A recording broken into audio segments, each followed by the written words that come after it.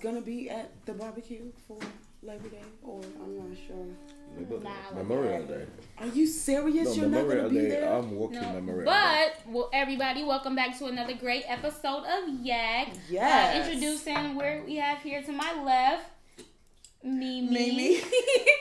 Myself, Nikita. We have a new guest here on our show. The first guy too. OD. Welcome, OD. Yes. And to Cookie. his right, Cookie. Now today we're gonna be talking about the LGBT adoption, how people feel about that, like them adopting. Okay. Wait a minute, Nikita, baby. We let don't me know what them, the initials mean. Let me tell them what the. I'm right. Okay. Let me get there. Okay. As some of you may not know, but L is for lesbian, G is for gay, B bisexual, T is for transgender. If anybody want to correct me, you can go ahead and comment. That's fine. But as far as I know, that's what it is. Okay. But that community adopting kids and living life and nurturing those type of children and going from there on, like, we'll start with you since you're the guest. What do you think about that? Yeah, what you think about it, OD? Well, I think the LGBT community, members in that community adopting kids is a good idea. But my concern is this. I'm not being, how would you put it? Being judgmental. But how can two guys or two ladies raise a kid where that kid will now understand if the difference between a dad and a mom? Because there's this recipe that comes with daddy and there's this other recipe that comes with being a mom. So what is, or rather, how do they get that recipe in? That's my question. I get what you're saying, but sometimes it's not even, you can't even start there. You gotta, this child has to grow up healthy first off. Right. This child needs to have food in their little bellies, clothes on their back. They need to learn, the ABCs, 1, 2, 3s. You got people who are in a relationship that is a mom and an actual dad, but the child is starving. That's they true. running the streets while the child is at home. And so if two dudes can do it, I don't mean to interrupt, but we forgot the main thing, the main foundation, love. Definitely. Love. And if the kid is in the middle of nowhere and really don't have nothing, and that's probably the situation if they're being adopted, whoever had the kid doesn't want the kid. That's how you ended up with it. I don't care if it's a monkey, if it's being loved. Right. Do you know what I mean? Yeah, I get what you're saying. That's something else. That's a feeling. It's people that's born into families and don't get the love that adopted kids get when they're being adopted. It's the love. But this is where I come in. This is what I'm trying to say. It's good. It's nice what you just said. Mm-hmm. But the thing is, you now look at the character. The character is what I am after. Sometimes some of these kids grow up without being men or women. Because there is no way we're going to raise all these kids up to become lesbians, gays, or whatever. Which I totally agree with. They are okay. But how do we now bring them into our society to become dads and moms? Okay, so back to the mom and the dad thing. You have a woman and you have a man that have a baby. Okay. This baby is being grown up in a household full of straight people, but this baby turns out to be gay. That's fine. Right. So what is the difference between two gay people raising a kid and this kid coming out to be straight? Just because we're gay doesn't mean the baby's gonna turn out gay. This is not even my baby. True. So it's not your a genetics. It's just a choice. It's not your. But since you're adopting, it's your baby already. Right, technically, I'm saying by genetics. Biologically. What he's saying is the influence. The influence, the gay couple. Right. And the baby. I think you would have will the gay couple influence the baby to the point that the baby wants to be gay, regardless of what genetics, background, or heritage. I don't think you would have that much influence. It's that's a choice. his question, I believe. I mean, you could still have two lesbians have a kid and they still turn out straight. I believe that choice. Too. I think it's a choice. I think it's a preference. Two moms being happy, you're like, oh, I want to be like this when I grow up. I think it's a preference. Right. For instance, some people, I don't care what you say, they'll jump off of a bridge for a light-skinned man. I don't care how much they beat them, take their money, misuse them, treat them bad, put them down. That's their preference. Right. They prefer a brighter skin or a certain type. Everybody, to me, and even if you're gay, bisexual, transgender, or whatever the case may be, I believe you still have a type that you're going to go towards. And straight or whatever the case may be. So I think it's all really choice. I don't think it's really. I feel like everybody has the right to raise the next generation. Right. Like I understand. I agree to that. But don't call me naive. You see, we're raising a generation. No, it's a valid question. We're raising a generation. What is going to happen? You see, time passed. The world missed the fact that gay and lesbians existed. And because of that, they never made provisions for them.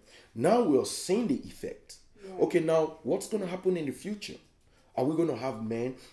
I want lesbians, I want gays. It is your choice. But are we going to leave out this generation of men? I mean straight men. Are we going to leave the generation of women? I mean straight women. There's going to be a point in time where this cannot be controlled. That's why I am focused on the character. The character is my main thing. Oh, definitely there will be love. You know, if I adopt a child, I don't care, white, black, Asian, green, it doesn't matter. I have to show love. Right. Now, if the LGBT community is adopting kids, is there provision for them to let this kid know that you are a man? We're not raising you as gay. We're raising you to be your person. To be your person. So now you just hit the nail on the head. That is where my point is. So you want them to come with some type of law or something that they have to... understood what you were coming from. No, like, do you like if they're raising a girl and it's two women, right? And it's one playing in the male role and one playing a woman role. Like, do they get that type of love? Like, this is a daddy. This is how a man should be. You know, you should never take out the trash. You should never do this. Never lift a finger. I definitely get what you were coming from. Never lift a finger. I never said it, but guys do that. No. It's not like a guy. I take out in my house. I take out the garbage because they always leave it out there. You know, my kids will leave it out there until, like I told my son, it gets to a point in time you will have to cut the grass. You will have to take out the garbage. So the reason is because when it's cold, ladies try to stay indoors. So I want my son to always do that. See, and at the same time, I want him to feel like I'm the man in the house. It's not being a bully, but have that aura around him that I'm the man, that his sisters can always go to him. You understand? So that's where my concern come in. That, okay, is there a daddy that can say, I'm the dad in the house, this is how you should do things like a man? If you ever think about it, two men would never adopt a little boy. They will always adopt a little girl. Right. True. So that there is no concern. Now, two women, I'm not sure what's the ratio on them adopting a child, but I feel like whether it be two gay women and two gay men, I feel like everybody is going to choose to adopt a little girl because it's easier. Right. That's true. Yeah, it's hard to raise a man if you're not that manly. Like, it's true. She's absolutely you're not that right. masculine. You're not that masculine. You see, with what she just said, it does make sense. It's what's driving me to what's happening right now, talking about the transgenders. Right. Now you have a guy that's now transgender, okay, walking into a female's bathroom. Oh yeah. I have a problem. Right. I have a problem. There's two sides to that situation. You understand? There's a good part, like you should be able to express how you feel, go to whatever gender you feel like, but at the same time, it's more like invasion of privacy. Right. Because you don't know who is who. They could be a rapist walking into a bathroom but they gay. Full of women. Right. So I understand what you're saying, Amy. I understand what you're saying. It's you can't really it's support that. Right. You can't really support that, Lord. I have two things to say about that. The bathroom thing. regardless, if you go into a bathroom full of women aren't just in the bathroom changing their shirt, showing their boobs in front of everybody. There's individual stalls. Whatever you have to do, you're doing it in that stall. If you have to fix your bra, you're doing it in there. No woman's gonna come out like, hey, can you snap my bra? If anything, she's gonna say, can you fix my hair? Right. So but that I get what you're coming from. It's still a but place of privacy for women. It is, but I'm not doing what I have to do out in public anyway. So, well, you see, and then transgender people think that it's a choice. Like, I did like some research and like was in classes, and reason why like a man, like if they're born a boy and they're like transgendering into a female, is because the X and Y chromosomes are all mixed up. Their brain is literally confused. A woman's brain, but they're born into a boy's body, right? Or vice versa, you know. So it's like they can't control how they really want to be, you know. I feel like you shouldn't judge nobody off of that, but if two people want to go ahead, if that child is raised not to destroy and kill another human being, right? That's most. I really don't even care, because everybody is killing everybody. True. That's the most important thing, you know. Like you just said, it will be nice and dandy if everything is okay. Now I go, maybe I'm traveling with my daughter. Okay, she walks in the bathroom. I'm standing by the door. Then a dude walks in the bathroom, and he's transgender. I will go in the bathroom. Right. I get what you're saying. Like, he's just this buff, you know, but he's transgender. I won't even look at that anymore. I will walk into the bathroom.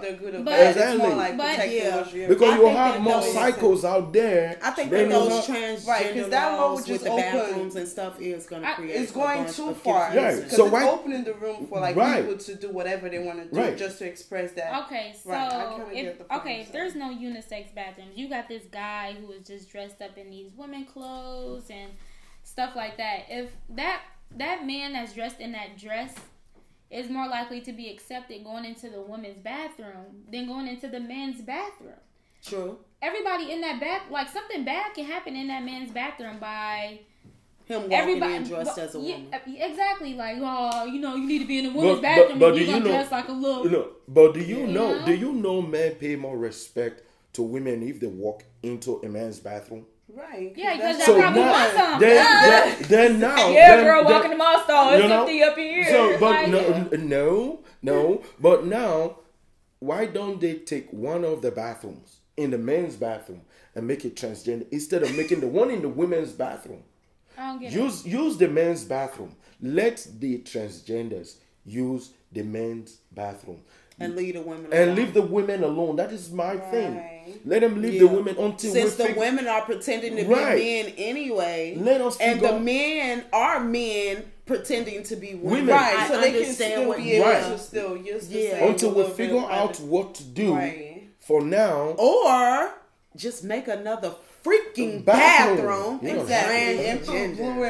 That's what I'm saying. Or they can keep the unisex bathroom. Or keep the unisex bathroom. Thank you, everybody, for tuning in to our shows.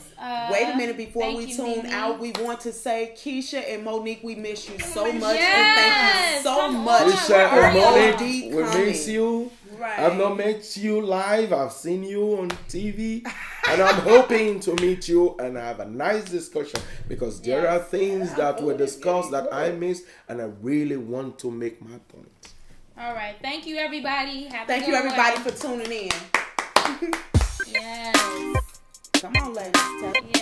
God and gentlemen. And then now you can.